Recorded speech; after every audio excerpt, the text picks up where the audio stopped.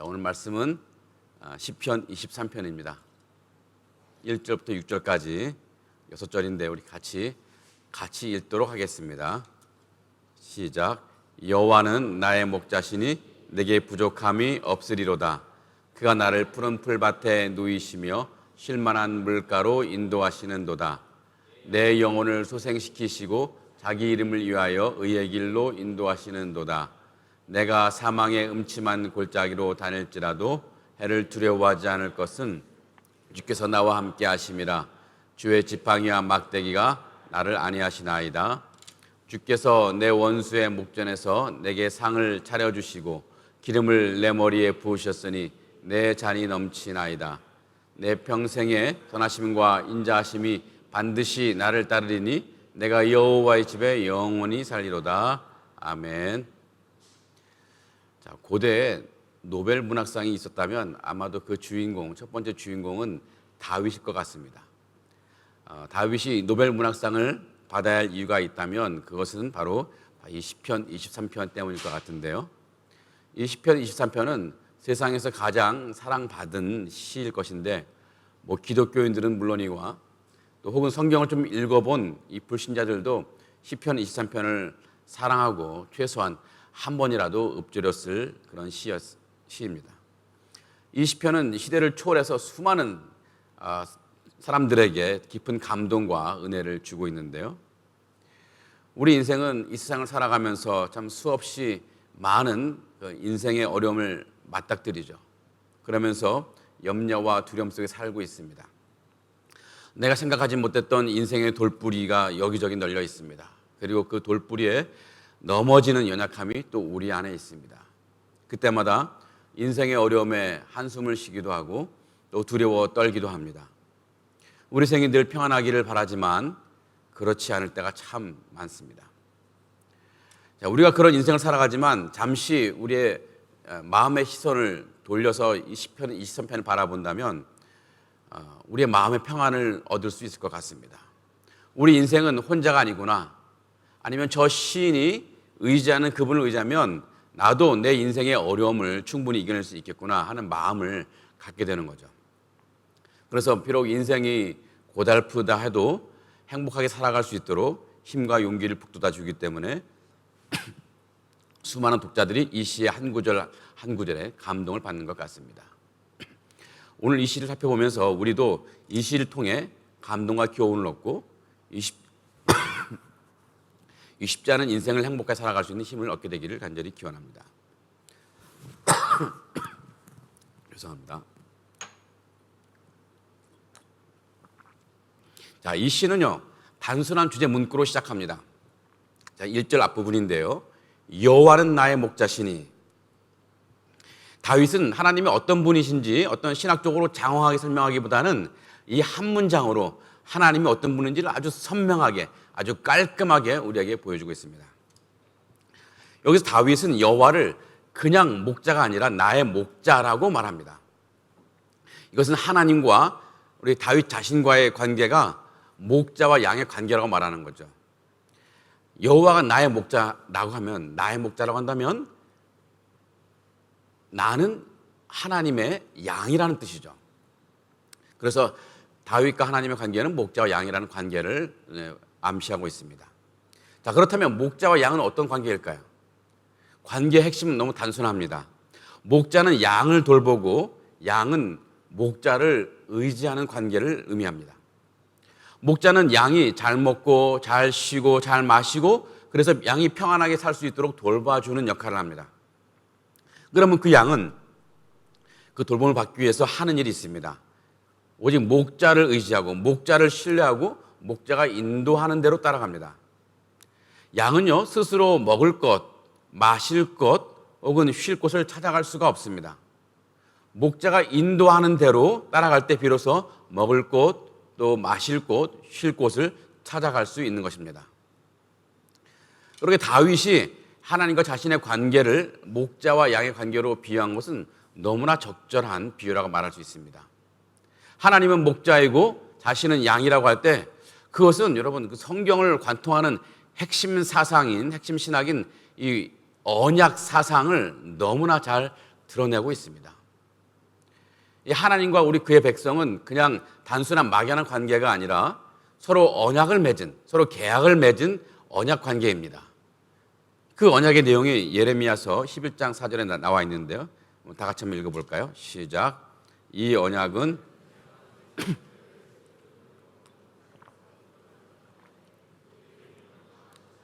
곧 내가 이르기를 너희는 내 목소리를 순종하고 나의 모든 명령을 따라 행하라. 그리하면 너희는 내 백성이 되겠고 나는 너희 하나님이 되리라. 아멘. 이 마지막 문장 너희는 내 백성이 되겠고 나는 너희 하나님이 되리라. 이 말이 굉장히 중요한데요. 이 말이 구약 성경 혹은 신약 성경까지 다 이르러서 관통하는 중요한 언약 사상의 핵심적인 명제입니다. 너희는 내 백성이 되겠고 나는 너희 하나님이 되리라. 자, 이스라엘 백성이 하나님의 백성이 되고 하나님은 이스라엘의 하나님이 되는 것이 이제 언약 관계인데요. 자, 이스라엘 백성의 관점에서 자신이 하나님의 백성이 된다고 하는 것은 하나님을 왕으로 인정하고 하나님 말씀에 순종하고 또 하나님을 의지하며 충성을 다하겠다는 약속입니다. 마치 신하가 왕에게 하는 약속과 같습니다. 또 하나님의 관점에서 하나님이 이스라엘의 하나님이 된다고 하는 것은 하나님이 왕으로서 그 백성을 사랑하고 돌보시겠다고 하는 약속과 같습니다. 마치 왕이 신하한테 하는 약속인 것과 마찬가지죠. 이 여호와는 나의 목자신이라는 이 말은 하나님과 다윗의 관계가 바로 이 언약 관계라는 것을 반영하는 굉장히 중요한 선언이라고 말할 수 있습니다. 하나님은 나를 돌보시는 분이시고 나는 하나님께 순종하는 또 충성하는 사람이라는 그 의미가 바로 여호와는 나의 목자라는 말에 함축되어 있는 것입니다. 자, 여기서 한 가지 생각해야 할 것이 있습니다. 다윗이 이 시에서 여호와는 나의 목자라고 했을 때 여기서 이것은 단지 다윗 개인적인 차원의 고백이라고 말할 수 있긴 하겠지만 우리는 확대 생각할 수 있습니다. 여기서 나는 1차적으로는 다윗 자신을 가리키지만 그 바탕에는 하나님의 백성인 대표로서 나를 가리키는 의미를 갖기도 합니다. 그래서 여호와는 나의 목자, 다윗의 목자이기도 하지만 궁극적으로는 하나님의 백성의 목자, 여러분과 저의 목자시라고 말할 수 있는 것입니다. 이런 언약 관계에 있을 때 다윗은 이 언약 관계를 통해서 받는 은혜가 두 가지 있다고 시편 23편에서 우리에게 말하고 있습니다. 자, 첫 번째 은혜는요, 부족함이 없는 은혜이고 두 번째는 해를 두려워하지 않는 은혜입니다. 자, 첫 번째는요, 여호와가 나의 목자일 때 누리는 은혜는 부족함이 없다는 것입니다. 다윗은 여호와가 자신의 목자이기 때문에 자신은 부족함이 없다고 고백하는데요, 그렇게 말할 수 있는 근거를 다윗은 2절과 3절에서 말하고 있습니다. 제가 한번 읽어보겠습니다. 그가 나를 푸른 풀밭에 누이시며 쉴만한 물가로 인도하시는도다. 내 영혼을 소생시키시고 자기 이름을 위하여 의의 길로 인도하시는도다. 자, 여기 가만히 보면요, 네 가지가 들어 있습니다. 그가 나를 푸른 풀밭에 누이신다는 것, 두 번째는 쉴만한 물가로 인도하신다는 것, 또 내 영혼을 소생시키신다는 것, 네 번째는 자기 이름을 위하여 의의 길로 인도하신다는 것입니다. 자, 이런 항목들은요, 양들이 일상의 삶을 유지하는 데 굉장히 중요한, 또 꼭 필요한 것들입니다. 이런 것만 있으면 양들은 다른 무엇인가가 필요가 없어요. 그런데 중요한 것은요, 이런 것들은 양들에게 그냥 당연히 주어지는 것이 아니라 은혜로 주어진다는 것입니다. 목자들로부터 받는 은혜들의 명세입니다. 한번 하나씩 살펴보도록 하겠습니다. 자, 자신에게 부족함이 없다고 하면서 다윗이 제시한 첫 번째 근거는 하나님이 양인 자신을 푸른 풀밭에 누이신다는 것입니다. 여러분, 양이 푸른 풀밭에 눕는 것 당연한 것이 아니라 은혜입니다. 어떤 분은 양이 푸른 풀밭에 눕는 것이 그렇게 대단한 일이냐 생각할 수 있지만 고대 유대 지역, 다윗이 살고 있던 유대 지역에서 양들이 푸른 풀밭에 눕는다는 것은 굉장히 어려운 일이고 큰 은혜입니다. 이 풀은 양의 먹이죠. 그런데 이 유대 지역은 대부분 광야 지역이기 때문에 이 푸른 풀밭을 찾을 수가 없습니다. 쉽게 찾을 수가 없어요. 특별히 이 지역에 건기가 되면 오랫동안 비가 오지 않는데요, 늦은 봄부터 이 가을까지 한 6개월 동안은 전혀 비가 오지 않습니다. 그리고 햇빛은 강렬합니다. 그래서 이 6개월 정도 되는 동안, 건기 동안 이 내리쬐는 강렬한 이 햇살 때문에 대부분 풀은 다 말라 죽습니다. 그러니까 아무런 풀을 구할 수가 없어요. 그렇다고 이 양들이 6개월 동안 금식하며 지내느냐? 절대 그러지 못하죠. 어떻게 해서든지 풀을 먹어야 되는데요. 자, 그런데도 그때도 어딘가에는 푸른 풀들이 남아 있습니다. 어디에 있느냐 하면은 햇볕이 잘 들어오지 않는 곳인데요. 주로 이제 언덕의 경사진 부분, 즉 북쪽 부분, 북쪽 경사면에 햇빛이 잘 들지 않아서 그곳에는 푸른 풀들이 남아 있습니다. 자, 유대 지역은 북반구에 속해 있기 때문에 해가 어떻게 됩니까? 해가 동쪽에서 떠서 남쪽 하늘을 지나고 서쪽으로 지죠.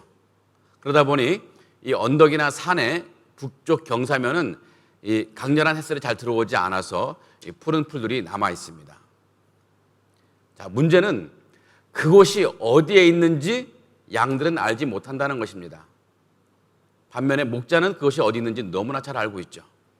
그래서 이 목자는 양들을 푸른 풀밭으로 이끌고 가서 풀을 먹게 하고 또 양들로 하여금 그곳에 눕게 하기도 합니다. 그러게 양들은요, 푸른 풀밭에 가는 것 너무나 당연한 것이 아니고 오직 은혜입니다. 이 은혜를 누가 베푸냐 하면 바로 목자가 베풀죠. 그래서 목자가 있는 양은 먹이에 관한 한 염려할 필요가 없는데, 왜냐하면 목자가 자신을 이 풀밭으로 인도하는 은혜를 누리고 있기 때문에 그렇습니다. 자, 다윗이 자신에게 부족함이 없다고 하면서 제시한 둘째 근거는 하나님이 양인 다윗 자신을 쉴 만한 물가로 인도하신다는 것입니다. 자, 유대 지역에서 양이 쉴 만한 물가로 인도받는 건 역시 당연한 것이 아니고 큰 은혜입니다. 여러분, 광야 지역에서 물은 굉장히 중요하지만 굉장히 희귀합니다. 물이 없으면 양들은 물론이거니와 사람도 물이 없어서 죽는 경우도 있습니다. 그런데 문제는 유대 지역에서 물을 얻는 것이 너무나 어렵다는 것에 있습니다. 유대 광야 지역에서는 물을 얻는 곳이 대체로 세 곳이라고 말할 수 있는데요. 첫 번째로는 바위 틈의 고인 물입니다. 유대 광야 지역에서 갑자기 이제 비가 내리면 일시적이긴 해도 이 바위 틈에 물이 고여 있습니다. 물론 시간이 지나면 금방 말라 없어지죠. 자, 두 번째는요, 원래 그 물이 계속 나오던 샘이 있습니다. 샘이 있는 곳은 물이 풍부하겠죠. 그런데 사막에서 여러분, 그 오아시스가 얼마나 희귀한 장소입니까? 그런 것처럼 이 광야에서 이 샘도 굉장히 희귀한 장소입니다. 이것을 찾는 것이 너무나 어렵습니다. 자, 세 번째는요, 사람이 인공적으로 파놓은 우물인데요. 이것도 물이 풍부하죠. 하지만 누군가가 인공적으로 파놓은 우물은 그 주인이 다 있는 것입니다. 주인이 있는 우물에 다른 사람이 가서 그 우물을 사용할 수가 없습니다. 자칫 싸우다가 목숨을 잃는 경우가 있습니다. 그러기에 이 광야지대에서, 유대 광야지대에서 물을 얻는 것은 굉장히 어려운 일입니다. 이런 곳에서 양들이 스스로 물을 찾아내는 것 거의 불가능한 일입니다. 만약 양들이 광야지대에서 물을 마음껏 먹을 수 있다면 그것은 당연한 것이 아니라 은혜입니다. 이런 은혜를 누가 베푸냐 하면 바로 양의 목자들이 베푸는 거죠. 목자는 쉴 만한 물가가 어디 있는지 너무나 잘 알고 있고, 그래서 양들을 그 쉴 만한 물가 쪽으로 잘 인도합니다. 그러게 목자가 있는 양은요, 이 광야지대 물이 귀한 곳에다 할지라도 물에 관해서는 염려할 필요가 없습니다. 자, 세 번째, 내게 부족함이 없다고 말하면서 제시한 세 번째 근거는 내 영혼을 소생시킨다는 것입니다. 여기서 내 영혼을 소생시킨다는 것은 이 죽을 위기에 있는 생명을 살려낸다는 것입니다. 여러분, 유대 지역에서 양들은 이 더위에 무척 약해서 뜨거운 이 광야의 햇빛을 견디지 못하고 쉽게 쓰러지곤 합니다. 이 상황에서 누가 이 응급조치를 취하지 않으면 양은 그대로 탈진해서 죽고 말아요. 이때 누가 응급조치를 할 수 있느냐면 바로 목자가 할 수 있습니다. 이 유대 광야 지역에서 목자가 양에게, 탈진한 양에게 응급조치를 할 수 있는 과정이 있다고 하는데 주로 이제 세 단계가 있다고 합니다. 첫 번째로는 쓰러진 양을 안고 그늘로 데려가는 것인데요. 혹시 만약 그 근처에 그늘이 없다면 이 목자는 자신의 겉옷을 벗어서 밑으로 깔고 그 다음에 막대기를 그 안에 꽂아서 그 틈으로 그늘을 만듭니다. 그곳으로 양을 데려가는 거죠. 자, 두 번째 단계는 목자의 물통에서 물을 꺼내서 양에게 물을 먹이는 것입니다. 그래서 탈진한 상태에서 조금 회복될 수 있도록 도와주는 건데요. 그리고 세 번째 단계는 목자가 이 양의 목덜미를 붙잡아서 마사지하고 점점 온 몸 전체를 마사지하는 경우로 넘어가는데요. 이렇게 세 단계를 거쳐가면은 탈진에서 쓰러진 양이 회복된다고 합니다. 자, 그렇게 양이 쓰러진 상황 속에서 탈진에 쓰러진 상황에서 회복될 수 있는 건 이거는 당연한 것이 아니라 놀라운 은혜죠. 이 목자가 양에게 주는 굉장히 놀라운 은혜인데, 그러기에 목자가 있는 양은 혹시 탈진해서 쓰러진다고 해도 염려할 필요가 없는 거예요. 마지막으로 내게 부족함이 없다고 말하면서 다윗이 제시한 네 번째 근거는 자기 이름을 위하여 의의 길로 인도하신다는 것입니다. 의의 길로 인도하신다는 것. 자, 여기서 의의 길은 어떤 길일까요? 여기서 의의 길은 뭐 의로운 길, 뭐 정의로운 길 이런 의미가 아니고요. 올바른 길입니다. 그래서 반대말은 뭐 불의의 길이 아니라 잘못된 길 혹은 엉뚱한 길이라고 할 수 있는데요. 여러분, 유대 광야에는 길들이 많습니다. 그런데 그 길 가운데 푸른 풀밭으로 가는 길, 쉴만한 물가로 가는 그 올바른 길은 그리 많지 않아요. 그런데 양들은 어떤 길이 푸른 풀밭으로 가는 올바른 길인지, 쉴만한 물가로 가는 올바른 길인지를 알지 못해요. 만약에 이 양들이 엉뚱한 길로 간다면 양은 이 풀이나 물을 얻지 못해서 목숨이 위험할 수도 있습니다. 하지만 목자는 어느 길로 가야 푸른 풀밭으로 가야 하는지, 또 쉴만한 물가로 갈 수 있는지 그 옳은 올바른 길을 너무나 잘 알고 있습니다. 그러기에 양들이 올바른 길로 가서 푸른 풀밭이나 쉴만한 물가로 가게 된다면 이것은 당연한 것이 아니라 이것 역시 은혜입니다. 목자가 양에게 베푸는 은혜입니다. 그러기에 이 목자가 있는 양은 어떤 길이 올바른 길인지 몰라도 목자의 은혜가 있기 때문에 염려할 필요가 없습니다. 그래서 요약하면요, 양들이 푸른 풀밭에 눕는 것, 또 쉴만한 물가에 가게 되는 것, 또 탈진한 양이 회복되는 것, 또 올바른 길로 가게 되는 것은 양들에게는 당연한 것이 아니라 철저히 은혜입니다. 목자로부터 받는 은혜이죠. 양들에게는 이런 은혜가 있으면 사실 더 이상 다른 무엇인가가 필요가 없습니다. 자, 이런 네 가지, 다윗이 말한 이 네 가지가 뭐 우리 인생에서 각각 무엇을 의미하느냐고 생각할 필요는 없습니다. 개별적으로 적용하기 위해서 다윗이 말한 것이 아니거든요. 이 다윗이 말하려고 하는 것은 목자가 있는 양은 부족한 것이 없듯이 여호와가 목자가 된 인생은 그 인생을 살아가는 동안에 삶에 부족한 것이 없다고 말하는 것입니다. 왜냐하면 그 사람의 인생을 살아가는 동안에 하나님은 적절하게 필요한 것을 다 아시고 적절할 때 베풀어 주시고 그래서 그 삶을 지켜주실 것이기 때문이라는 것입니다. 자, 두 번째가 있는데요. 첫 번째가 이제 여호와가 자신의 목자일 때 부족함이 없는 그런 은혜가 있고, 두 번째 은혜는 뭐냐면은 해를 두려워하지 않는 은혜입니다. 다윗은 여호와가 자신의 목자이기 때문에 해를 두려워하지 않는다고 고백합니다. 이것은 우리가 알지 못하는 어떤 이유로 우리 일상이 깨졌을 때 받는 은혜를 가리키는 것입니다. 앞에서 나누었던 이 부족한 것이 없다고 말하는 그때 말하는 은혜는 일상의 삶이, 우리 일상의 삶이 유지되도록 지켜주시는 그런 은혜를 말한다면, 두 번째 해를 두려워하지 않는 것은 우리 일상의 삶이 깨졌을 때 하나님이 우리에게 베푸시는 은혜라고 말할 수 있습니다. 이에 대해서 4절에서 다윗이 말하는데, 4절 한번 다 같이 읽어볼까요? 시작. 내가 사망의 음침한 골짜기로 다닐지라도 해를 두려워하지 않을 것은 주께서 나와 함께 하심이라. 주의 지팡이와 막대기가 나를 안위하시나이다. 자, 여기서 해를 두려워하지 않는다고 말합니다. 저는 아주 오래전에 이 해가 하늘에 떠 있는 태양인 줄 알았습니다. 그래서 해를 두려워하지 않아? 태양을 왜 두려워하거나 두려워하지 않지? 라고 하니까 이 말이 무슨 말인지 이해가 안 되는 거예요. 나중에 알고 보니까 여러분 가운데 아직도 이 해가 태양인 줄 아시는 분도 있을지도 모르겠는데, 여기서 해는 태양이 아니라 한자어입니다. 한자어로 해를 가하다, 남에게 해로움을 끼치다 할 때 그 한자어 해입니다. 그래서 여기서 해를 두려워하지 않는다는 것은 심각한 부상이나 상처를 당할 것을 두려워하지 않는다는 의미입니다. 자, 여기서 다윗이 이제 해를 두려워하지 않는다고 말할 때 이것은 어떤 특별한 상황을 염두에 두고 하는 말인데요. 다시 한번 4절을 보면은 내가 사망의 음침한 골짜기로 다닐지라도 해를 두려워하지 않을 것이라고 합니다. 자, 여기서 사망의 음침한 골짜기가 뭘까요? 사망의 음침한 골짜기를 다니면 해를 받을 수 있다고 하는 건데, 사망의 음침한 골짜기가 뭘까요?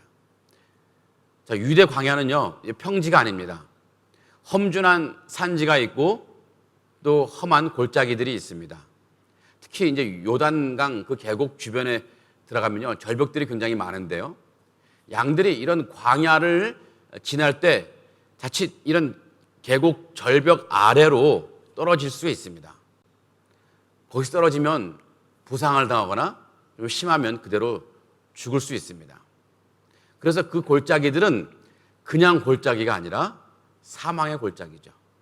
목숨이 왔다 갔다 하는 그런 골짜기라는 것입니다.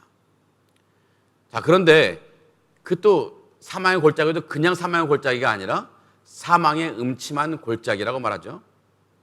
음침하다는 것은 어둡다는 것입니다. 이 어두운 골짜기일 수밖에 없는 게, 유대 지역은 그 유대 지역 골짜기는 동서로 뻗어 있습니다. 골짜기가 만약 남북으로 뻗어 있으면 하루 중에 어떤 부분은 이 태양이 지나가다가 이 골짜기 전체를 비출 수가 있습니다. 하지만 골짜기가 동서로 뻗어 있으면요, 한낮에도 골짜기 내부에 햇빛이 들어오지 않을 수가 있습니다. 그래서 한낮에도 그 유대 광야 골짜기엔 어두운 곳이 굉장히 많은데요, 굉장히 위험하죠. 절벽이 있는 죽음의 계곡인데 거기에 어두컴컴하기도 하니까 사망의 음침한 골짜기라 할 수 있는 것입니다. 자, 문제가 있습니다. 문제는 양들이 이런 곳을 지나쳐야 할 경우가 굉장히 많다는 것입니다. 이 푸른 풀밭이나 쉴만한 물가를 가는 동안에는 이런 골짜기를 지나야 할 경우가 있다는 거예요. 만약 이런 골짜기를 양이 혼자 지나간다면 굉장히 위험하겠죠. 굉장히 위험한 두 가지 이유가 있는데요. 첫 번째 이유로는 조금 전에 말씀드렸지만 사망의 음침한 골짜기에서 발을 헛디디면 그 절벽에서 떨어질 수 있기 때문에 위험하기도 하고, 두 번째, 그 골짜기가 위험한 것은 그곳에 맹수들이 있기 때문에 그렇습니다. 맹수들 역시 광야의 뜨거운 햇살을 피하기 위해서 계곡으로 숨어드는데요, 그 계곡에는 곳곳에 동굴들이 있습니다. 그 맹수들이 동굴 속에 숨어 있다가 지나가는 약한 들짐승들을 잡아먹곤 합니다. 그러니 양이 혼자서 그 골짜기를 지난다는 것은 자살 행위와 마찬가지입니다. 반드시 죽게 되어 있습니다. 그러니 양이 만약 그 길로 가야 한다면 양으로서는 굉장히 염려하고 두려워할 수밖에 없는 것입니다. 하지만 양이 그 길로 간다고 할지라도 염려하거나 두려워할 필요가 없는 경우가 있죠. 어떤 경우일까요? 그것은 목자와 함께 그 길을 가는 것입니다. 목자에겐요, 지팡이와 막대기가 있습니다. 지팡이는 이제 나무이긴 하지만 끝이 구부러진 것인데, 그래서 그 지팡이로 양을 인도합니다. 그래서 이 양이 어떤 경우에 구덩이에 빠져 있을 때 목자는 그 구부러진 지팡이를 통해서 양의 목더미를 딱 끌어내가지고 위로 올려냅니다. 한편 이 막대기는요, 아주 센 막대기인데 이거는 짐승을 쫓아내는 도구입니다. 그래서 목자에게 막대기가 있으면 맹수들이 쉽게 이 양들이나 목자에게 접근하지 못해요. 막대기로 후려치면 이게 짐승들이 엄청난 타격을 받기 때문에 그렇습니다. 그러니 이 지팡이와 막대기가 있는 목자와 함께 간다면 양은 사망의 음침한 골짜기를 간다고 해도 아무런 두려워할 필요가 없습니다. 그래서 다윗이 이렇게 말하죠. 주의 지팡이와 막대기가 나를 안위하시나이다. 즉 나를 위험한 곳에서 나를 건져주시거나 지켜주신다는 것입니다. 그래서 요약하면요, 내가 양이 아무리 위험한 길을 간다고 해도 목자가 있다면 양은 두려워할 필요가 없다는 것입니다. 목자가 그 위험한 것으로부터 양을 보호할 것이기 때문이라는 것이죠. 그것은 양이 누리는 당연한 것이 아니라 목자가 있기 때문에 누릴 수 있는 특별한 은혜인 것입니다. 마찬가지로 목자 대신 하나님이 다윗 자신과 함께 계시기 때문에 일상의 삶도 지켜주시지만 때론 우리가 알지 못하는 이유로 인해서 위험한 상황에 처한다 할지라도 두려워하지 않아도 된다고 다윗은 우리에게 알려주고 있는 것입니다.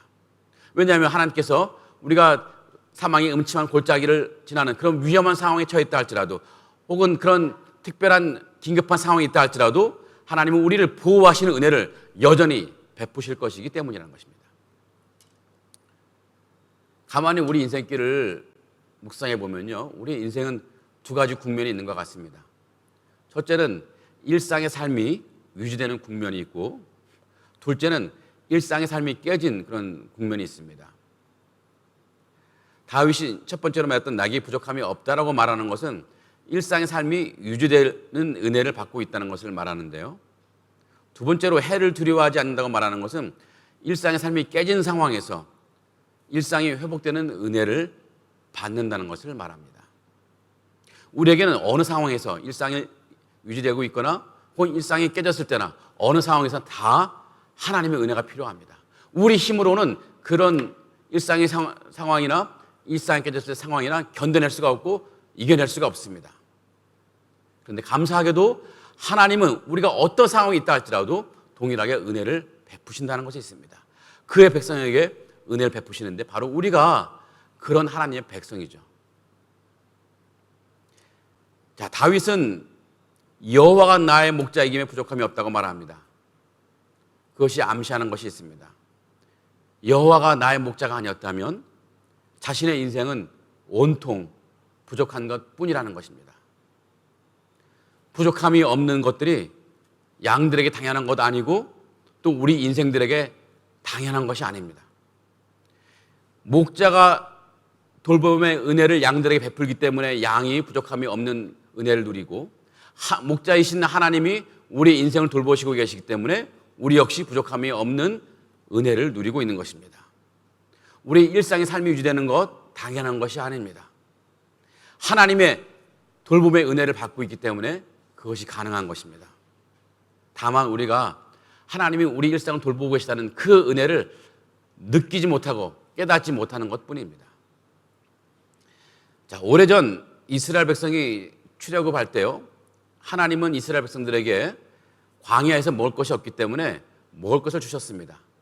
만나와 메추라기를 주셨는데 매일 아침마다 그 광야에 만나를 주셔서 백성들을 하여금 먹게 하셨습니다. 그래서 출애굽한 첫 1세대는 이것이 아마 이 만나가 정말 하나님의 은혜요, 하나님의 기적이라는 것을 늘 인정하며 그것을 먹었습니다. 하지만 이 출애굽 2세대는 1세대와 같지 않았을 것입니다. 2세대는요, 자기가 태어날 때부터 이미 계속 만나는 내리고 있었고 또 메추라기가 떨어지는 것을 보았던 했습니다. 그래서 그들에게는 2세대는요, 이 만나가 있고 메추라기가 있는 것은 그냥 하나님의 기적이나 뭐 특별한 은혜라기보다는 그냥 자연 현상, 그냥 원래 주어지는 것이라고 생각할 수 있습니다. 그것은 오해죠. 우리 일상이 유지되는 것 너무나 당연하다고 생각할 수 있는데 가만히 묵상해 보면요, 그것은 당연한 것이 아니고 하나님의 기적이고 하나님의 놀라운 은혜입니다. 우리가 아침, 점심, 식사, 세 끼를 먹는 것 당연한 것이 아닙니다. 이 지구의 모든 사람들 70억 인구를 생각해 보면요, 당연한 것이 아닙니다. 하루 한 끼도 제대로 먹지 못하는 인생들이 너무나 많이 있습니다. 우리가 물론 그들을 향해서 이제 나중에 복음과 떡을 다 줌으로 섬겨야 하겠지만 동시에 우리가 그들을 생각할 때 우리가 그것이 태어나지 않고 삼시세끼를 다 먹을 수 있게 된 것이 너무나 큰 은혜이고 기적인 것입니다. 오늘 이 자리에서 우리가 예배를 드릴 수 있는 것도 당연한 것이 아니라 은혜입니다. 여전히 예배가 금지된 곳이 있고 불법인 곳이 있습니다.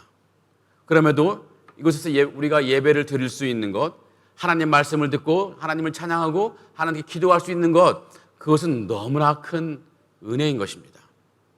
하나님을 목자로 믿는 우리에게 이런 큰 은혜가 있는 것입니다.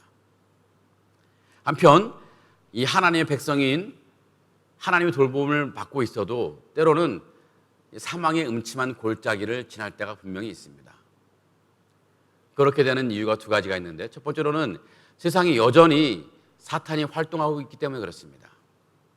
사탄은 하나님의 백성을 어떻게 해서라도 넘어뜨리려고 이런 모양 저런 모양으로 우리 인생에 많은 어려움을 주곤 합니다. 그래서 결국은 믿음을 잃게 하고 좌절하고 낙심케 해서 하나님을 떠나게 하려는 그런 시도로 우리 인생에 어려움을 줍니다. 또 한 가지, 때로는 하나님께서 우리에게 큰 복을 주시기 위해서 연단의 과정으로 우리 고난을 주실 때가 있습니다. 이 연단의 과정을 통해서 더 신실한 믿음으로 나아가서 하나님의 복을 받을 만한 그릇으로 커지기 위해서 우리에게 그런 고난을 줄 때가 있다는 거예요. 그러기에 우리가 비록 하나님의 돌봄을 받고 있는, 하나님의 돌봄의 은혜를 받고 있다 할지라도 이 세상 살아갈 동안에 여러 문제에 직면할 수가 있습니다. 그러나 그때 우리가 품어야 할 믿음이 있습니다.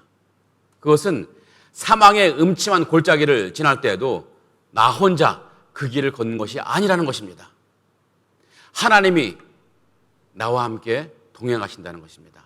하나님은 그의 백성과 함께 하시고 그 백성을 돌보신다는 약속을 우리에게 주셨는데 바로 언약이라고 말씀하셨죠. 하나님은 이 언약에 충실하셔서 늘 우리와 동행하시고 우리에게 돌봄의 은혜를 베푸시는 분이십니다. 비록 그래서 우리가 사망의 음침한 골짜기를 지난다 할지라도 하나님은 결국엔 우리는 푸른 풀밭과 쉴만한 물가로 인도해 내실 것입니다. 하나님을 목자로 믿는 우리에게 이런 은혜가 있다는 것입니다. 다윗은 오늘 시편 23편을 마무리하면서 자신이 이 하나님에 대해서 묵상하고 나서 이제 앞으로 자신이 어떻게 살아가야 될지를 이 마지막 5절과 6절에서 고백하는데요. 5절과 6절 한번 제가 한번 읽어보겠습니다. 주께서 내 원수의 목전에서 내게 상을 차려주시고 기름을 내 머리에 부으셨으니 내 잔이 넘치나이다. 내 평생의 선하심과 인자하심이 반드시 나를 따르리니 내가 여호와의 집에 영원히 살리로다. 아멘. 자, 여기에도 좀 낯선 표현들이 등장하는데요. 첫 번째로 주께서 내 원수의 목전에서 내게 상을 차려주시고 또 기름을 내 머리에 부으신다는 것, 또 내 잔이 넘친다는 것, 이런 표현들은 유대 지역에서 어떤 집 주인이 손님을 환영하는 것과 관련되어 있습니다. 자, 주께서 내 원수의 목전에서 내게 상을 차려주신다는 것은 손님을 극진하게 대접한다는 것입니다. 상을 차려서 배고픈 손님에게 밥상을 차려준다는 것이고, 또 기름을 내 머리에 부어주신다는 것과 또 잔에 넘치도록 부어준다는 것은 이것도 역시 손님을 환영하는 것인데, 유대 광야 지역에서는 손님이 오면은 기름을 머리에 부어줍니다. 그래서 예수님도 어떤 시몬의 집에 갔을 때, 혹은 바리새인 집에 갔을 때 어떤 여인이 향유를 예수님의 머리나 발에 부어주지 않습니까? 극진히 환영한다는 의미입니다. 또 잔에 넘치도록 물이나 포도주를 부어주는데 그건 역시 손님을 굉장히 환영한다는 것입니다. 얼마나 목이 말랐을까요? 이 목이 마름을 갈증을 해결하라고 물이나 포도주를 주는 것입니다. 자, 이것은 주인이 손님을 극진히 대접하듯이 하나님의 집의 주인인 하나님께서 우리를 언제라도 환영해주고 극진히 대접한다는 그런 의미입니다. 하나님은 언제라도 그의 백성을 환영해 주기 때문에 이 다윗은 자신은 늘 언제라도 하나님 집에 영원히 거하겠다고 고백하는 것입니다.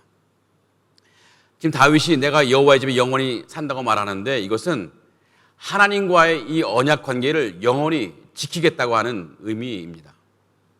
일상이 유지될 때나 혹은 심지어 일상이 깨졌을 때도 변함없이 하나님과의 언약 관계를 나는 유지하겠다, 지켜나가겠다고 고백하는 것이죠.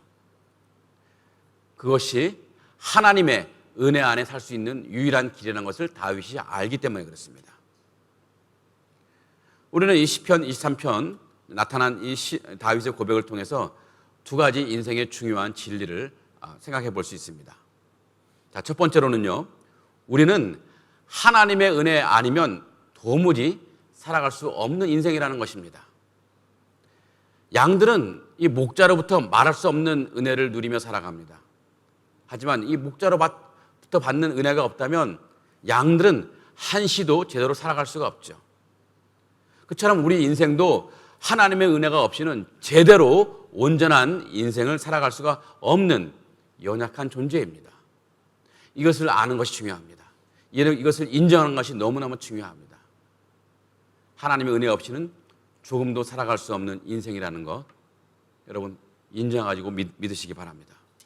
두 번째는요, 우리가 이 시편을 통해 얻는 다른 진리는 하나님의 은혜가 있으면 우리는 어떤 상황에서도 넉넉히 살아갈 수 있다는 것입니다.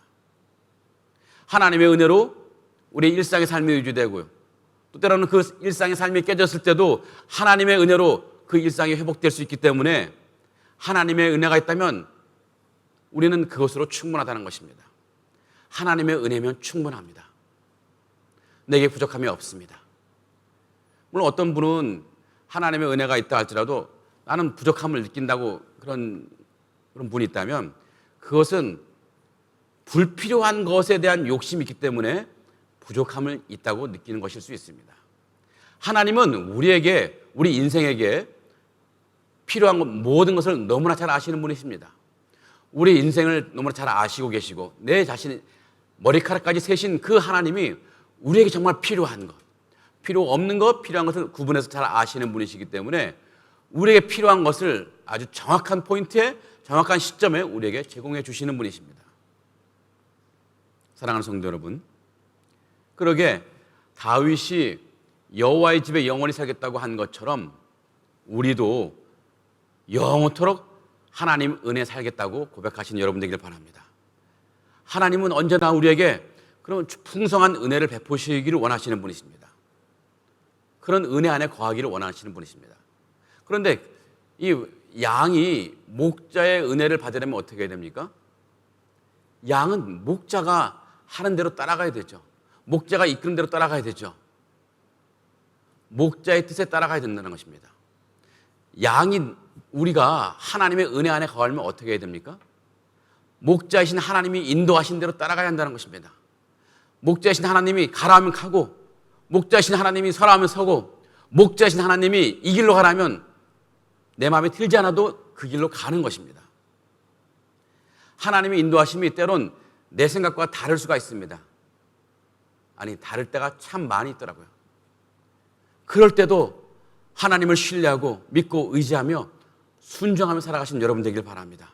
그것이 염려할 거 많고 또 근심할 거 많고 두려워할 거 많은 이 세상 속에서 하나님의 은혜로 살아갈 수 있는 인생이기 때문에, 하나님의 은혜로 인생 살아간다면 아무리 어떤 상황 속에서도, 일상이 유지되는 상황이나 일상이 깨진 상황에서도 하나님의 은혜로 모든 것이 온전히 살아갈 수 있는 우리 인생이 될 것입니다. 날마다 주님 뜻대로 살아가면서 하나님의 은혜 안에 살아가면서 주님의 백성으로 언약을 잘 지키면서 하나님 뜻대로 살아가시면서 여러분 인생이 이 세상 가운데 복되게 살아가시는 여러분 되기를 간절히 기원합니다. 우리 다 같이 일어나셔서 찬송가 부르시고 같이 기도하시겠습니다. 오직 예수뿐이네. 은혜 아니면 살아갈 수가 없네. 오음마저도 다 주의 것이니 세상 평안과 위로 내게 없어도 예수, 오직 예수뿐이네. 은혜 아니면, 은혜 아니면 살아갈 수가 없네.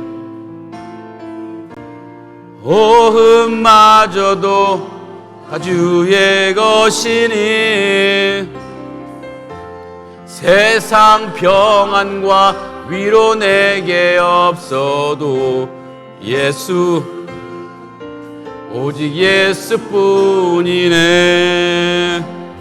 그 신교회 다 볼 수도 없고 작은 고난에 지쳐도 주께 묶인 나의 모든 삶 버티고 견디게 하시네. 은혜 아니면 살아갈 수가 없네. 나의 모든 것 다 주께 맡기니 세상 평안과 위로 내게 주신 주 예수 오직 예수뿐이네. 그 신교회 다 볼 수도 없고 그 신교회 다 볼 수도 없고 작은 고난에 지쳐도 주께 묶인 나의 모든 삶 버티고 견디게 하시네.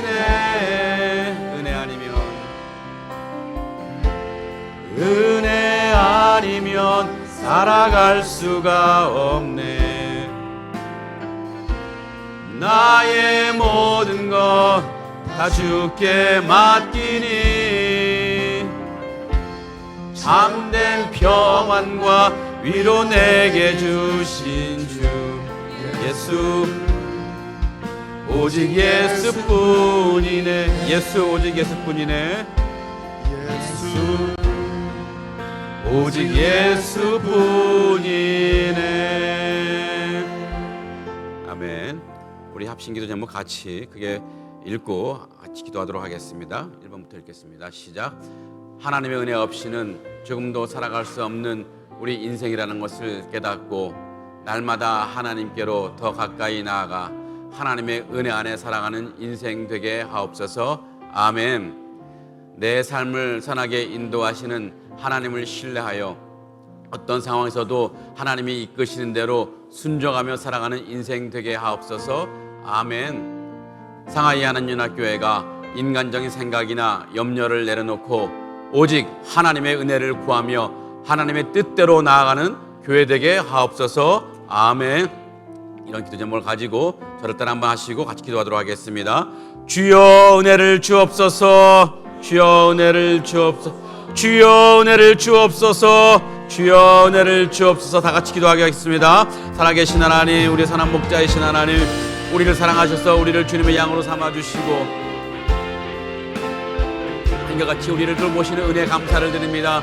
주내가 없는 우리 인생은 목자가 없는 양 같아서 늘 염려로 살아가야 한다는 것을 인정합니다. 주님의 은혜가 없는 인생은 사망의 우창 골짜기에서 두려움에 떨 수밖에 없다는 것 인정합니다.